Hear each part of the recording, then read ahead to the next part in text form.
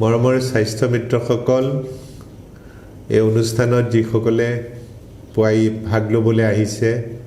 মই সকলোকে আন্তৰিক স্বাগতম জনালোঁ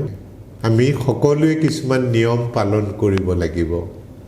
আজিলৈকে হোৱা নাই কিন্তু কালিলৈ যাতে নহয় পৰহিলে যাতে আমাৰ কাৰো কৰোনা নহয়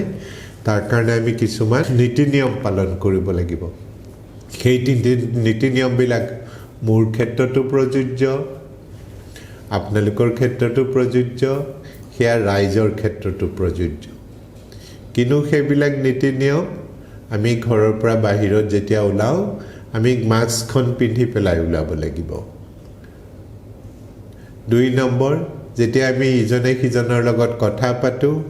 চিনা পৰিচয় হওঁ আমি ওচৰলৈ যাব নালাগিব প্ৰায় 3 ফুট বা 1 মিটাৰৰ দূৰত্বটো বজাই ৰাখিব লাগিব গতিকে আমি মানুহৰ লগত কথা পতাটো বন্ধ হ'ব নালাগে আমি মানুহৰ ওচৰলৈ যোৱাটো বন্ধ হ'ব নালাগে কিন্তু 3 ফুট বা 1 মিটাৰৰ ওচৰলৈ যাব নালাগে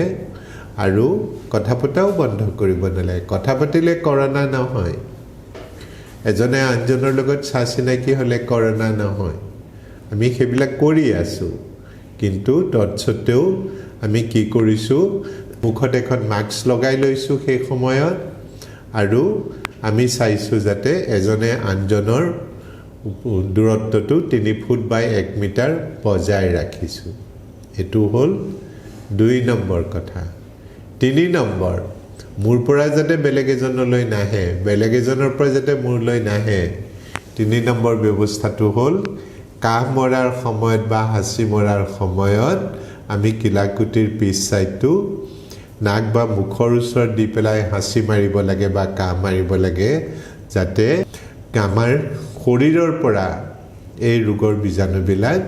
বেলেগলৈ বিয়পি যাব নোৱাৰে এটো হ'ল 3 নম্বৰ কথা নহয় 4 নম্বৰ কথা মই মাজে মাজে কৈ আছো আপোনালোকক আমি কিছুমান কাম কৰিব লাগিব যদি সেই কামবিলাক কৰো তেতিয়া হলে আমাৰ কৰোনা হোৱাৰ আশংকাটো কমিব কিয়নো সেই ৰোগ প্ৰতিৰোধ কৰিব পৰা ক্ষমতা বঢ়ায় ৰোগ প্ৰতিৰোধ কৰিব পৰা ক্ষমতা কেনেকৈ বঢ়ায় এটা হ'ল খোজ কঢ়াৰ অভ্যাস কৰিলে প্ৰত্যেকই যদি দিনটোত কিছু সময়ৰ কাৰণে খোজ কাঢ়ে তেতিয়া হলে তেওঁৰ ৰোগ প্ৰতিৰোধ কৰিব পৰা ক্ষমতা বঢ়ায় ডায়াবেটিস থাকিলে সুগাৰ কমাই দিয়ে ব্লাড প্ৰেছাৰ থাকিলে ব্লাড প্ৰেছাৰ কমাই দিয়ে কেন্সাৰৰ প্ৰৱণতা কমাই দিয়ে আয়ুষ ৰেখাডাল বাঢ়ি যায় কোলেষ্টৰল কমি যায় কঁকালৰ বিষ পিঠিৰ বিষ গাঁঠিৰ বিষ এইবিলাক থাকিলে সেইবিলাকো কমি যায় খোজ কঢ়াৰ বহুত উপকাৰ আছে আমাৰ স্বাস্থ্য মিত্ৰসকলক যিটো দায়িত্ব দিয়া হৈছে তেওঁলোকে যদি সেই দায়িত্বটো প্ৰতিদিনে পালন কৰে 15-20 ঘৰ মানুহত যায় তেতিয়াই তেওঁলোকৰ খোজ কঢ়াটো হৈ যাব নহয় এটো এটা আসলতে নিজকে স্বাস্থ্যৱান কৰি ৰখাৰ উপায় কাৰণ প্ৰতিজন স্বাস্থ্য মিত্ৰক আমি তেওঁৰ ওচৰে পাজৰে প্ৰায় 2000 মানুহৰ দায়িত্ব দিছো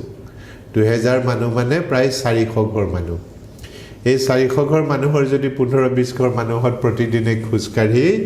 তেওঁলোকৰ লগত কথা বতৰা পাতে খা খবৰ লয় বেমাৰ আজাৰৰ কথা কয় নিৰোগী আৰু স্বাস্থ্যৱান হৈ থকাৰ কথা কয় তেওঁলোকৰো উপকাৰ হ'ল লগতে আমাৰ স্বাস্থ্য মিত্ৰখিনিৰো স্বাস্থ্যৰ উপকাৰ হ'ব গতিকে এক গুলিত 2 শিকাৰৰ দৰে হয়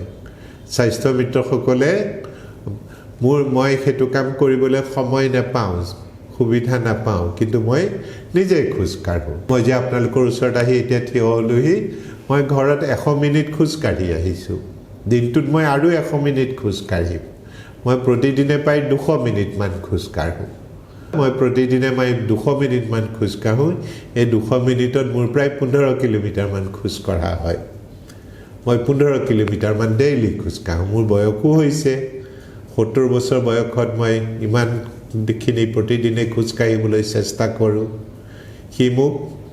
স্বাস্থ্যৱান হৈ থকাত সহায় কৰিছে কি মোক দিনটো এতিয়াও 10-12 ঘণ্টা কাম কৰি থকাত সহায় কৰিছে মোৰ চিন্তা চৰ্চাত সহায় কৰিছে শৰীৰত ৰোগ ব্যাধি থাকিলেও সেইবিলাক নিয়ন্ত্ৰণত ৰখাত সহায় কৰিছে এইবিলাক যে নহব তেনেকুৱা নহয় কিন্তু হলেও এইবিলাক নিয়ন্ত্ৰণত ৰখাত সহায় কৰে আমাৰ স্বাস্থ্য মিত্ৰসকলেও যদি তেনেকুৱা এটা অভ্যাস কৰে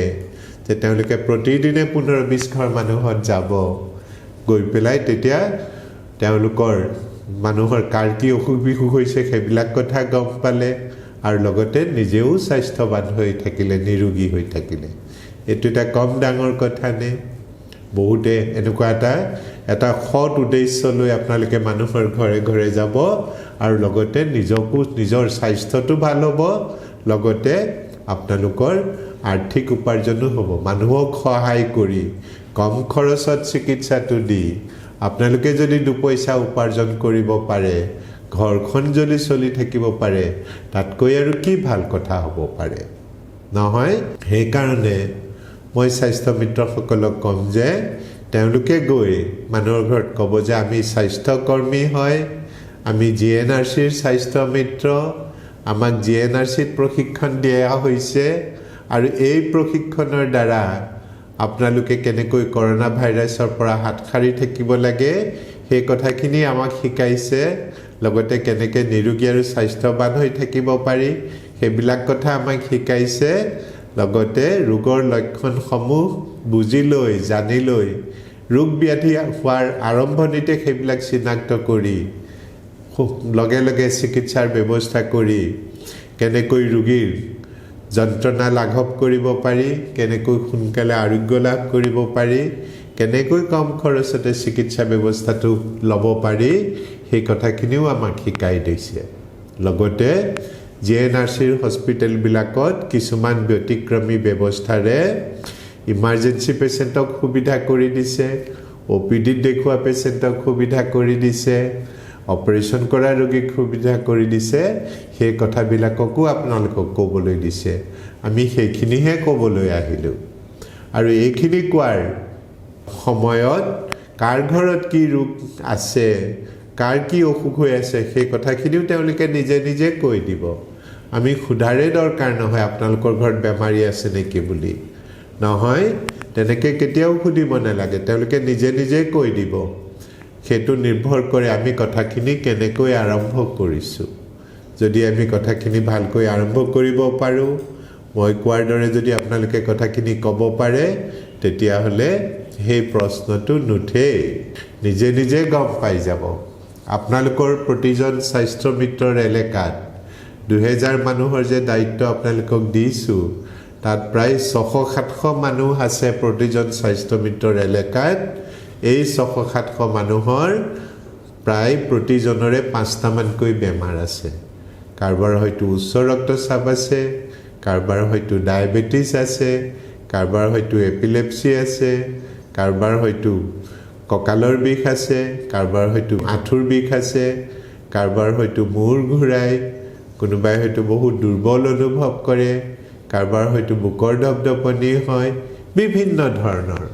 বেমাৰৰ শেষ নাই এনে ধৰণৰ প্ৰায় 600-700 মানুহৰ গাইপতি 5টা মানকৈ বেমাৰ থাকে এই মানুহখিনিক আমি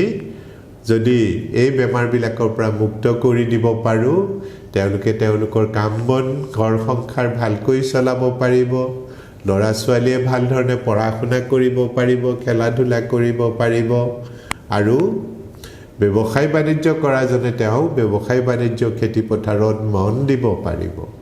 গতিকে তেওঁলোকক চিকিৎসা দি আমি ৰোগমুক্ত কৰি দিয়াটো আমাৰ কৰ্তব্য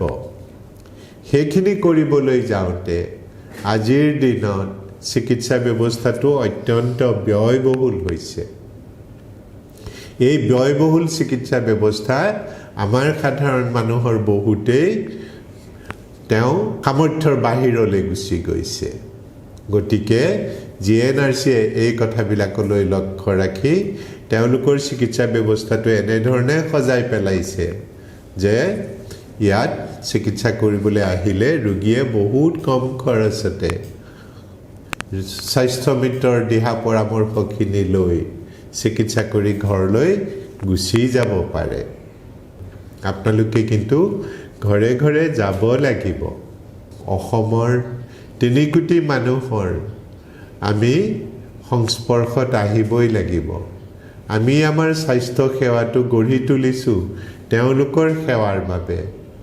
আমি যাক সেৱা কৰিব বিচাৰোঁ তেওঁলোকক আমি জানিব লাগিব তেওঁলোকৰ সমস্যাবিলাক বুজিব লাগিব কেনে ধৰণৰ ৰোগত আক্ৰান্ত হৈ আছে সেইবিলাক আমি বুজি পাব লাগিব তেতিয়াহে আমি তেওঁলোকক সেৱা কৰিব পাৰিম সেইকাৰণে স্বাস্থ্য মিত্ৰৰ দায়িত্ব দিয়া প্ৰতিজন ব্যক্তিক তেওঁলোকে জানিব লাগিব মই যে কৈছো প্ৰায় 4000 মান মানুহৰ দায়িত্ব দিয়া হৈছে একোজন স্বাস্থ্য মিত্ৰক কাৰোবাৰ ক্ষেত্ৰত হয়তো হেতু 3000 হ'ব পাৰে কাৰোবাৰ ক্ষেত্ৰত হয়তো হেতু 6000ও হ'ব পাৰে বা 5000ও হ'ব পাৰে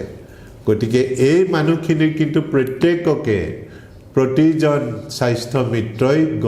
চিনি পোৱাটো জানি পোৱাটো বুজি পোৱাটো নিতান্তই দৰকাৰ এই 3000 ডটস বা এই 3000 মানুহক প্ৰতিজন স্বাস্থ্য মিত্ৰই কিন্তু জানিব লাগিব তেওঁলোক কোন হয় কি নাম হয় কাৰ কিমান কোনে কি কৰে কাৰ কি বয়স হৈছে কাৰ কি অসুখ আছে কাৰ ব্লাড প্ৰেছাৰ কিমান কাৰ সুগাৰ কিমান কাৰ কোলেষ্টৰল কিমান এইবিলাক আজি নাজানিলেও পৰ্যায়ক্ৰমে জানিব পৰা হ'ব লাগিব যেতিয়া আপোনালোকে জানিব পৰা হ'ব আৰু যেতিয়া তেওঁলোকে গম পাব যে আপোনালোক স্বাস্থ্য কৰ্মী হয় আপোনালোকে তেওঁলোকৰ স্বাস্থ্যৰ যতন ল'বলৈ আপোনালোকক নিয়োগ কৰা হৈছে তেওঁলোকৰ অসুখ বিসুখ হ'লে ডাক্তৰৰ লগত কানেক্ট কৰি দিয়াটো টেলিমেডিচিনৰ প্ৰযুক্তিবিদ্যাটো কেইদিনমানৰ ভিতৰতে আপোনালোকৰ হাতে হাতে দি দিয়া হ'ব তেওঁলোকৰ ঘৰলৈ গ'লে জিএনআৰচি ডক্তৰৰ লগত তেওঁলোকক সংযোগ কৰাই দিব পাৰিব যাৰ টেলিমেডিচিনৰ দ্বাৰা চিকিৎসা কৰাটো সম্ভৱ নহয় অন্যান্য পৰীক্ষা নিৰীক্ষাৰ দৰকাৰ তেওঁলোকক হস্পিটেললৈ লৈ অনাৰ দায়িত্বটো ল'ব লাগিব হস্পিটেলত অপাৰেশ্যনৰ দৰকাৰ হ'লে সেইবিলাকত আপোনালোকে দিহা পৰামৰ্শ দি সহায় কৰিব লাগিব এই গোটেইখিনি দায়িত্ব যেতিয়া আপোনালোকে ল'ব পাৰে বুলি তেওঁলোকে গম পাব তেতিয়া তেওঁলোকৰ কিবা এটা অসুখ বিসুখ হোৱাৰ লগে লগে স্বাস্থ্য মিত্ৰকে জনাব কাৰণ তেওঁ হাতেৰে ঢুকি পোৱাতে আছে একোজন স্বাস্থ্য মিত্ৰৰ পৰা তেওঁৰ এৰিয়াৰ গোটেই মানুহখিনিৰ দূৰত্ব কিমান হ'ব খুব বেছি 2 মাইল নহয় গতিকে খুব বেছি 2 মাইল হ'ব আমাৰ অসমৰ জনসংখ্যাৰ ঘনত্ব হ'ল কিমান 450 পাৰ স্কয়াৰ কিলোমিটাৰ 450 মানে 3-4 কিলোমিটাৰৰ ভিতৰত এজন স্বাস্থ্য মিত্ৰৰ গোটেইখিনি মানুহ আছে নহয় 3-4 কিলোমিটাৰৰ ভিতৰত এজন স্বাস্থ্য মিত্ৰৰ গোটেইখিনি মানুহ আছে গতিকে এই 3 কিলোমিটাৰ স্কয়াৰ কিলোমিটাৰ ভিতৰতে স্বাস্থ্য মিত্ৰ এজনৰ গোটেইখিনি মানুহ সাধাৰণতে আছে 90% মানুহ তাৰ ভিতৰতে থাকিব এই মানুহখিনি স্বাস্থ্য মিত্ৰজনে প্ৰত্যেককে জানিব লাগিব তেওঁ প্ৰত্যেককে জানিব লাগিব এই জনাৰ ওপৰতে স্বাস্থ্য মিত্ৰজনৰ কৃতকাৰ্যতাটো নিৰ্ভৰ কৰিব তেতিয়া হলে তেওঁ যদি জানে এই অঞ্চলটো 3-4 কিলোমিটাৰৰ ভিতৰত স্বাস্থ্য মিত্ৰৰ যিখিনি মানুহ আছে এই মানুহখিনি সপ্তাহত 4 জন মানৰ ইমাৰ্জেন্সি হয় মাহেকত 16 জনৰ ইমাৰ্জেন্সি হয় এই 16 জনৰ যদি 8 জনকো আপোনালোকে সহায় কৰি দিব পাৰে কিমানখিনি সহায় হ'ব এই মানুহখিনিৰ মাজত প্ৰায় 600-700 মানুহ আছে যাৰ 5টা বেমাৰ আছে এই 600-700 মানুহৰ আপুনি যদি মাহে তাৰ 10%কো সহায় কৰি দিয়ে 60-70 জন মানুহক সহায় কৰি দিব পাৰিব তাৰে কিছুমানক টেলিমেডিচিনেৰে কৰি দিলে কিছুমানক হস্পিটেলত লৈ আনিলে তাৰে যদি শতকৰা 10% মানুহৰ যদি আধাখিনি 30 জনক যদি মেডিচিনেৰে সহায় কৰি দিলে বাকি 30 জনক যদি হস্পিটেলত আনি সহায় কৰি দিলে স্বাস্থ্য মিত্ৰ নিজে নিজে উপকৃত হ'ব ৰাইজটো উপকৃত হ'বই লগতে আপোনালোকো উপকৃত হ'ব কিয়নো জিএনআৰচিত আহিলে এই মানুহখিনি উপকৃত হয় জিএনআৰচিনো কি এনে বিশেষ ব্যৱস্থাবিলাক আছে যাৰ দ্বাৰা মানুহে বেলেগ হস্পিটেলত যোৱাতকৈ জিএনআৰচিত গ'লে বেছি সুবিধা হ'ব কিয়নো আপোনালোকে জিএনআৰচিৰ কথা কৈছে বেলেগ হস্পিটেলৰ কথানো কিয় কোৱা নাই ইয়াৰ কাৰণ আছে কাৰণটো হ'ল GNRCত স্বাস্থ্য মিত্ৰ বুলি এডাল কৰ্মী আছে এই কৰ্মীসকলৰ যি দিহা পৰামৰ্শ সেই দিহা পৰামৰ্শখিনি ৰাইজে বিনামূলীয়াকৈ পাইছে তাৰ কাৰণে তেওঁলোকে একো ভৰিব লগা হোৱা নাই 1 নম্বৰ কথা 2 নম্বৰ কথা ইমাৰ্জেন্সি যদি হয় আপতকালীন যদি কিবা কাৰোবাৰ কিবা অসুখ হয় তেতিয়া হলে সেই ৰোগীজনে GNRCত আহিবৰ কাৰণে GNRCৰ এম্বুলেন্সখন বিনামূলীয়াকৈ পাব পাৰে য'ত এম্বুলেন্স সেৱা প্ৰৱৰ্তন কৰা হৈছে সেই অঞ্চলবিলাকত সেই এম্বুলেন্সখন ৰোগীয়ে পইচা নিদিয়াকৈ ব্যৱহাৰ কৰি GNRC হস্পিটেল পাবহি পাৰে 1 নম্বৰ কথা 2 নম্বৰ কথা হস্পিটেল আহি পোৱাৰ পিছত ৰোগীজনে পঞ্জীয়নৰ বাবে বা ডাক্তৰক পৰামৰ্শ লোৱাৰ বাবে কোনো মাচুল দিব নালাগে ইয়াৰ পিছত ৰোগীজনৰ ৰোগটো নিৰ্ণয় কৰিবৰ কাৰণে যিখিনি পৰীক্ষা নিৰীক্ষা কৰা হয় যেনে মূৰৰ CT স্কেন শৰীৰৰ বিভিন্ন অংশৰ এক্সৰে ECG পৰীক্ষা আৰু বহুকেইটা তেজৰ পৰীক্ষা GNRCৰ তিনিওখন হস্পিটেলতে বিনামূলীয়াকৈ কৰি দিয়া যায় লগতে ৰোগীজনৰ ৰোগটো নিৰ্ণয় কৰাৰ পিছত তেওঁক চিকিৎসাৰ প্ৰয়োজন হ'ব চিকিৎসা মানে দৰৱ পাতিৰ কথা আহিলে স্যালাইন বেণ্ডেজৰ কথা আহে এনে ধৰণৰ মেডিচিন আৰু চিকিৎসাৰ সামগ্ৰী প্ৰায় 38 বিধ GNRC হস্পিটেলবিলাকত ৰোগীসকলক ইমাৰ্জেন্সি ৰোগীসকলক প্ৰথম 24 ঘণ্টাৰ বাবে বিনামূলীয়াকৈ যোগান ধৰা যায় অকল সেয়ে নহয় এনে ধৰণৰ শতকৰা 50% ৰোগী সুস্থিৰ কৰি আমি ঘৰলৈ পঠিয়াই দিব পাৰোঁ কিন্তু আন 50% ৰোগী ঘৰলৈ ঘূৰি যাব নোৱাৰে তেওঁলোকে সেই অৱস্থা প্ৰাপ্ত নহয়গৈ কম সময়ৰ ভিতৰত তেনে ধৰণৰ ৰোগীক আমি হস্পিটেলত ভৰ্তি কৰিব লাগে যিকোনো হস্পিটেলত ৰোগীজন ভৰ্তি কৰিলে এডভান্স পইচা জমা দিব লাগে আৰু বিভিন্ন খৰচ পাতি আহি পৰে GNRCত এনে ধৰণৰ ৰোগী প্ৰথম 24 ঘণ্টাৰ কাৰণে বিছনাৰ ভাড়াটো ৰেহাই কৰি দিয়া হয় এনে ধৰণৰ প্ৰায়বিলাক ৰোগী ICUত ভৰ্তি কৰিব লগা হয় ICUৰ বিছনাখনৰ খৰচটো এনে ধৰণৰ ৰোগীৰ বাবে বিনামূলীয়াকৈ দি দিয়া যায় ICUত মনিটৰ ভেন্টিলেটৰ যিবিলাক ব্যৱহাৰ কৰে সেইবিলাকৰো কোনো চাৰ্জ লোৱা নহয় এই সুবিধাখিনি GNRCৰ বাহিৰে অন্য কোনো হস্পিটেলত পোৱা নাযায় এই সুবিধাখিনি গ্ৰহণ কৰি প্ৰতিজন ৰোগীয়ে প্ৰায় 20,000 মান টকা সেভ কৰিব পাৰে এটো কম কথা নে এই সেভিংসটো যে ৰোগীজনৰ হ'ল এটো কেৱল মাত্ৰ স্বাস্থ্য মিত্ৰৰ কাৰণে হ'ব নহয় স্বাস্থ্য মিত্ৰজনে ৰোগীজন হস্পিটেলত GNRC লৈ আনা কাৰণেহে ৰোগীজনে ইমানখিনি সহায় পালে এইখিনি বেলেগ হস্পিটেলত গ'লে তেওঁৰ খৰচ হৈ গ'লহেঁতেন নহয় গতিকে এইটো এটা স্বাস্থ্য মিত্ৰৰ কাৰণে ডাঙৰ সেৱা স্বাস্থ্য মিত্ৰ যাৰ ফলত এজন ৰোগীয়ে প্ৰথম 24 ঘণ্টাৰ ভিতৰতে প্ৰায় 20,000 মান টকাৰ সাৰ্ভিস তেওঁ GNRCত বিনামূলীয়াকৈ ল'বলৈ সক্ষম হ'ল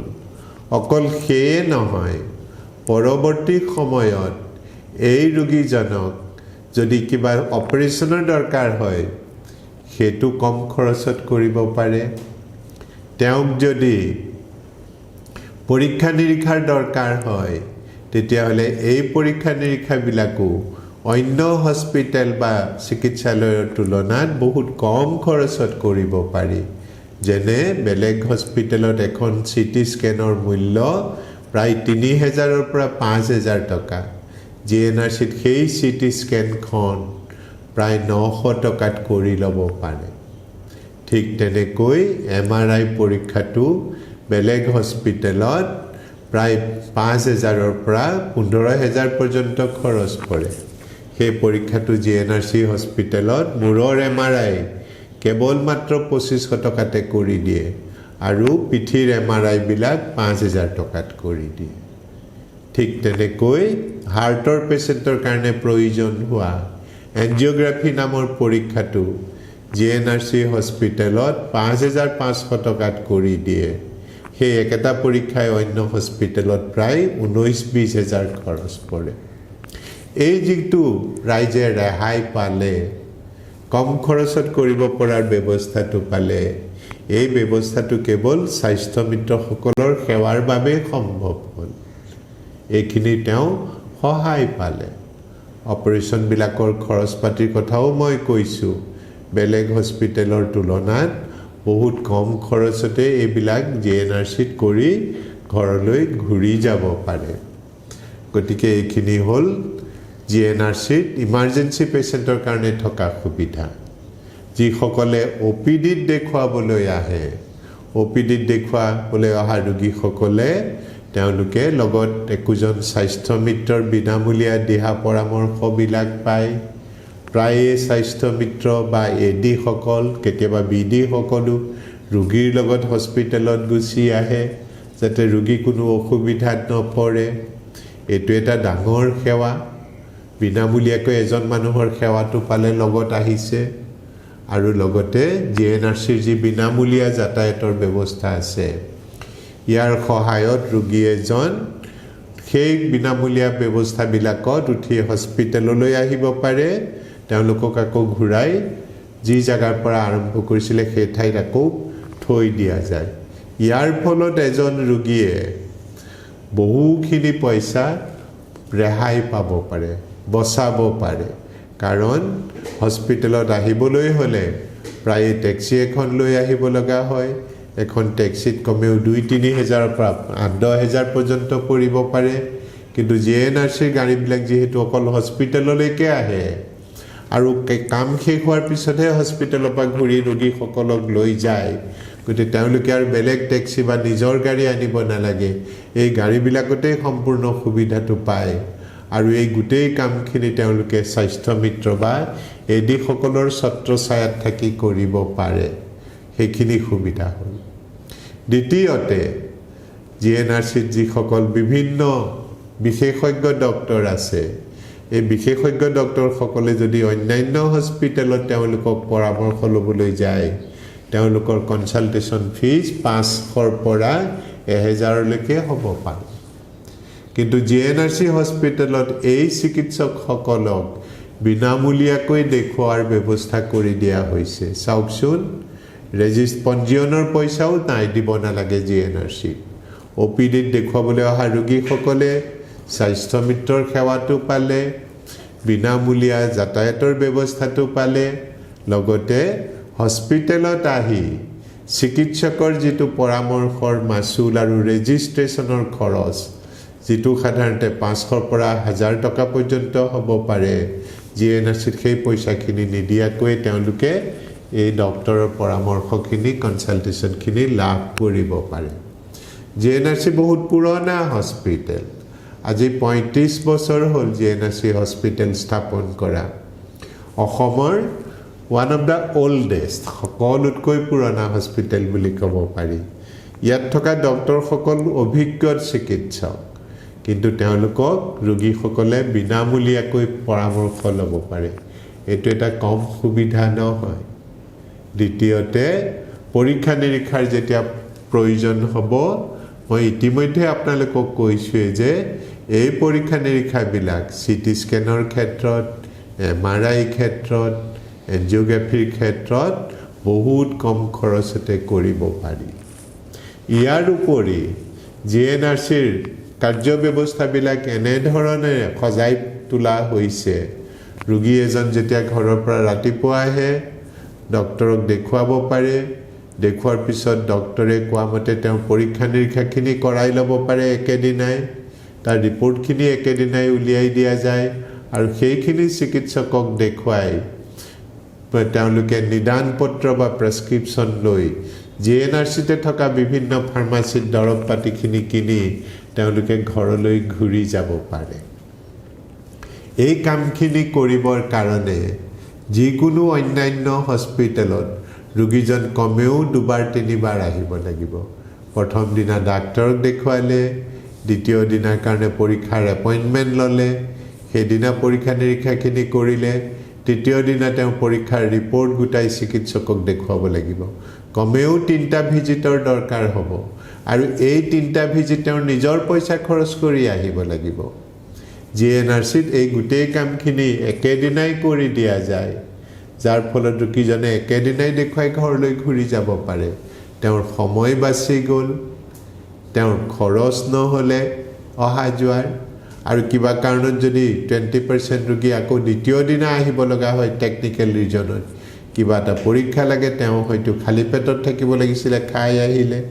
কিবা এটা পৰীক্ষাৰ কাৰণে তাৰ আগতে কিবা এটা দৰব ল'ব লাগে হয়তো সেই দৰবটো তেওঁ লোৱা নহ'লে এনে ধৰণৰ টেকনিক্যাল কাৰণত প্ৰায় 20% ৰোগীক একেদিনাই গোটেইখিনি কৰি দিয়াটো সম্ভৱ নহয় কেতিয়াবা আকৌ বহুত ৰোগীয়ে টকা পইচাও লৈ নাহে তেওঁলোকে যদি টকা পইচা লৈ সাজু হৈ আহে তেতিয়াহ'লে একেদিনাই পৰীক্ষাখিনি কৰি দিয়া সম্ভৱ হয় কিন্তু 10% মান ৰোগীয়ে টকা পইচা নোলোৱাকৈ হস্পিটেলত গুচি আহে স্বাস্থ্য মিত্ৰসকলেও এইটো কথাত চকু দিব লাগে কাৰণ যদি টকা পইচা নোলোৱাকৈ ৰোগীজন আহে তেওঁ ডক্টৰক দেখুৱাব পাৰিলে কিন্তু পৰীক্ষা নিৰীক্ষাখিনি কৰিব নোৱাৰিলে তেওঁ আকৌ আহিব লাগিব গতিকে 10% ৰোগীয়ে টেকনিক্যাল ৰিজনত কাৰিকৰী কাৰণত তেওঁ পৰীক্ষা নিৰীক্ষাবিলাক কৰাটো সম্ভৱ নহয় আন 10% ৰোগীয়ে টকা পইচা লৈ সাজু হৈ নহাৰ কাৰণে তেওঁ পৰীক্ষা নিৰীক্ষাখিনি কৰিব নোৱাৰে নহ'লে শতকৰা 80% ৰোগীয়ে এইখিনি পৰীক্ষা নিৰীক্ষা কৰি ঘৰলৈ একেদিনাই ঘূৰি যাব পাৰে এজন মানুহ যদি 3 দিন হস্পিটেলত আহিব লাগে তেওঁ যদি সৰু দোকান এখন দি চলি আছে 3 দিন দোকানখন বন্ধ হৈ থাকিব নহয় তেওঁ যদি হাট বজাৰত শাক-পাচলি বিক্ৰী কৰি চলি আছে পৰিয়ালটো চলাই আছে 3 দিন তেওঁৰ উপাৰ্জনটো নোহোৱা হৈ গ'ল কিন্তু জিএনআৰচি হস্পিটেলত একেদিনাই কামটো কৰি দিয়াৰ কাৰণে মানুহজনৰ আৰ্থিকভাৱে হোৱা লোকচানখিনি বহুত কমতে হৈ যায় এই গোটেই সেৱাখিনিয়ে আমাৰ জিএনআৰচিৰ স্বাস্থ্য মিত্ৰসকলে দিয়ে আৰু জিএনআৰচিৰ স্বাস্থ্য মিত্ৰসকলে এনেকৈ যদি 50-60 জন ৰোগীক মাহেকত সেৱা দিব পাৰে ওপিডি আৰু ইনডোৰ মিলাই মেলি তেতিয়াহ'লে একোজন স্বাস্থ্য মিত্ৰই নিজৰ ঘৰখন চলোৱাৰ জোখাৰে আমি উপাৰ্জনৰ তেওঁলোকক পাৰিশ্ৰমিক এটা দিয়াৰ ব্যৱস্থা কৰি দিছোঁ কিন্তু এই ব্যৱস্থাটো সম্ভৱ হয় তেওঁলোকে ৰোগীক সহায় কৰিলে ৰোগীক যদি তেওঁলোকে চোৱা মেলাখিনি কৰি দিব পাৰে আমি আশা কৰোঁ প্ৰতিজন স্বাস্থ্য মিত্ৰই প্ৰতি মাহত কমেও 8-10 জন ৰোগীক হস্পিটেলত ভৰ্তি হৈ চিকিৎসা পাতি লোৱাত সহায় কৰি দিব লাগে আৰু প্ৰায় 40-50 জন ৰোগীক ওপিডিত দেখুৱাত সহায় কৰি দিব লাগে তেওঁলোকৰ এৰিয়াত ইমানবিলাক ৰোগী আছে তাৰ পৰা 40-50 জন ৰোগীক সহায় কৰাটো একো ডাঙৰ কথা নহয় কিন্তু তাৰ কাৰণে প্ৰথম লাগিব তেওঁলোকে ঘৰে ঘৰে যাব লাগিব মানুহৰ লগত চিনা পৰিচয় হ'ব লাগিব কথা বতৰা পাতিব জানিব লাগিব আৰু তাৰ কাৰণে মই আপোনালোকৰ কাষত আছোঁ নহয় সদায় সদায় ৰাতিপুৱা মই 1-1.5 ঘণ্টা সময় আপোনালোকৰ লগত কটাইছোঁ কিহৰ কাৰণে আপোনালোকক এই কথাখিনি ক'বৰ কাৰণে যাতে আপোনালোকে মানুহৰ লগত কথা বতৰা কোৱাত অসুবিধা নহয় কথাখিনি মই বাৰে বাৰে পুনৰাবৃত্তি কৰি আছোঁ যাতে আপোনালোকৰ মনত থাকে কিন্তু তাৰ কাৰণে আপোনালোকে ঘৰৰ পৰা ওলাই গৈ মানুহৰ লগত কথা পতাটো আৰম্ভ কৰি দিব লাগিব মানুহৰ ঘৰে ঘৰে যোৱাটো আৰম্ভ কৰি দিব লাগিব আৰু সেই কামটো কালিলৈ পেলাই নথব আজিয়ে আৰম্ভ কৰিব লাগিব ভাল কাম কেতিয়াও পিছলৈ পেলাই থব নালাগে আজিয়ে যদি আৰম্ভ কৰে আপোনালোকে এই কামটো কৰিব নোৱাৰাৰ কোনো মানে নাই প্ৰতি সপ্তাহে যদি আপোনালোকে 10-12 জন ৰোগীক ওপিডিত সেৱা আগবঢ়াব পাৰে প্ৰতি সপ্তাহে যদি আপোনালোকে হস্পিটেলত 2 জনমান ৰোগীক হস্পিটেলত ভৰ্তি হোৱাত সহায় কৰি দিব পাৰে প্ৰতিজন স্বাস্থ্য মিত্ৰৰ ঘৰখন সুন্দৰকৈ চলি যোৱাৰ জোখাৰে তেওঁলোক আৰ্থিকভাৱেও উপকৃত হোৱাৰ ব্যৱস্থা কৰা হৈছে তাৰ কাৰণে আপোনালোকক যিখিনি জ্ঞানৰ দৰকাৰ সেইখিনি মই দিবলৈ চেষ্টা কৰিছোঁ কিন্তু তাৰ নেক্সট ষ্টেপটো হ'ল আপোনালোকে ঘৰৰ পৰা ওলাই মানুহৰ ঘৰে ঘৰে যাব লাগিব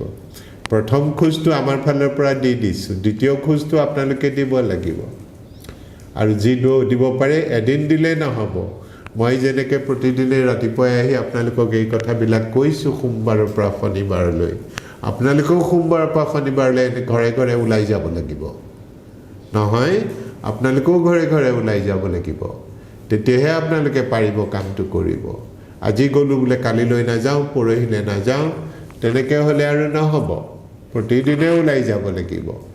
কাম যদি নকৰোঁ বুলি ভাবোঁ 101টা কাৰণ আছে। আজি বোলে অমুকৰ ঘৰত বিয়া, কাইলৈ বোলে আলহী আহিব, পৰহিলৈ বোলে অমুক হ'ল, তাৰ পিছদিনা বোলে পূজা আহিলে, তাৰ পিছদিনা বোলে বিহু আহিলে, শেষ নাই এইবিলাকৰ। তাৰ মাজতে আমি আমাৰ কামখিনি কৰাৰ কাৰণে আমি শিকিব লাগিব, উপায় উলিয়াব জানিব লাগিব। যিসকলে এইবিলাকৰ মাজতে নিজৰ কামখিনি কৰিব পাৰে, তেওঁলোকেহে জীৱনত কাম কৰি আগুৱাই যাব পাৰে। গম পাইছেনে? আৰু মই আপোনালোকক OPD সেৱাৰ কথা ক'লোঁ, GNRCত থকা বিশেষ ব্যৱস্থাবিলাকৰ বিষয়ে। এতিয়া মই ইনডোৰত ভৰ্তি হোৱা ৰোগীসকলৰ বিষয়ে ক'ম। কিনো GNRCত বিশেষ সুবিধা আছে ইনডোৰত ভৰ্তি হোৱা ৰোগীসকলৰ কাৰণে? হস্পিটেলত যিসকল এনে শতকৰা 10% ৰোগবিলাক এনেকুৱা হয়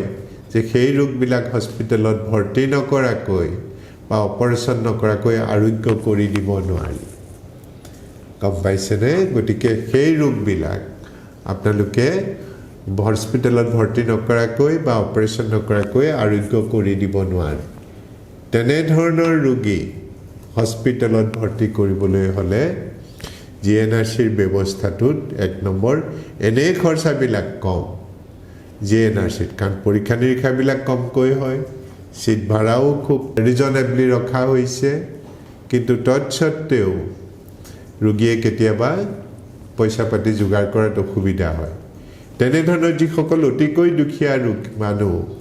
যি দৰিদ্ৰ সীমাৰেখাৰ তলত আছে, বিশেষকৈ যিসকল মানুহক 2011 চনৰ লোকপিয়লত দৰিদ্ৰ সীমাৰেখাৰ তলত ধৰা হৈছে, তেওঁলোকক PMJAY বোলা আঁচনিখনৰ অন্তৰ্ভুক্ত কৰা হৈছে। এই আঁচনিখনৰ অন্তৰ্ভুক্ত হোৱাৰ পৰিয়ালবিলাকক PMJAY কাৰ্ড এখন দিয়া হৈছে। এই কাৰ্ডখন যিসকল পৰিয়ালৰ আছে, তেওঁলোকে প্ৰায় 1400 বিভিন্ন ধৰণৰ ৰোগ হস্পিটেলত ভৰ্তি হ'ব লগা হ'লে তাৰ খৰচটো তেওঁলোকে নগদ পইচা দিব নালাগে। সেই ব্যৱস্থা আমাৰ ব্যৱস্থাৰ দ্বাৰা, বিশেষ ব্যৱস্থাৰ দ্বাৰা সেই খৰচখিনি চৰকাৰৰ পৰা উলিওৱাৰ ব্যৱস্থা কৰা হৈছে। কমকৈ হ'লেও কিন্তু ৰোগীজনে পইচা নগদ ধন নিদিয়াকৈ চিকিৎসাখিনি কৰি লৈ যাব পাৰে। ইয়াৰ বাহিৰেও অসম চৰকাৰৰ এখন বিশেষ আঁচনি আছে। এই আঁচনিখনক অটল অমৃত অভিযান বুলি কয়। এই আঁচনিখনৰ মতে যিসকল মানুহৰ উপাৰ্জন, ব্যক্তিৰ উপাৰ্জন বছৰি 5 লাখ টকাৰ কমত, তেওঁলোকক এই আঁচনিখনৰ অন্তৰ্ভুক্ত কৰা হৈছে। এই আঁচনিখনৰ অন্তৰ্ভুক্তি অনুযায়ী তেওঁলোকৰ প্ৰথমতে 6বিধ ৰোগৰ চিকিৎসা তেওঁলোকে নগদ ধন নিদিয়াকৈ কৰাৰ ব্যৱস্থা আছিলে। আজি কিছুদিন আগতে এখন চুক্তিৰ দ্বাৰা অসম চৰকাৰে এই ৰোগৰ সংখ্যা প্ৰায় 600লৈ বৃদ্ধি কৰি দিছিলে। ইয়াৰ ফলত বহুতখিনি ৰোগ এই আঁচনিৰ অন্তৰ্ভুক্ত ৰোগীসকলেও নগদ ধন নিদিয়াকৈ কৰাৰ সুবিধাখিনি GNRCত পাইছিলে। আপোনালোকে বোধহয় টিভিত স্ক্ৰল এটা দেখা পায়, প্ৰতিদিনে ওলাই থাকে যে অটল অমৃত আৰু PMJY কাৰ্ড থকা ৰোগীসকলে GNRCত নগদ ধন নিদিয়াকৈ চিকিৎসাখিনি লৈ ঘূৰি যোৱাৰ ব্যৱস্থা আছে। গতিকে এইখিনি মই GNRCৰ বিশেষ চিকিৎসা ব্যৱস্থাৰ কথা আপোনালোকক ক'লোঁ।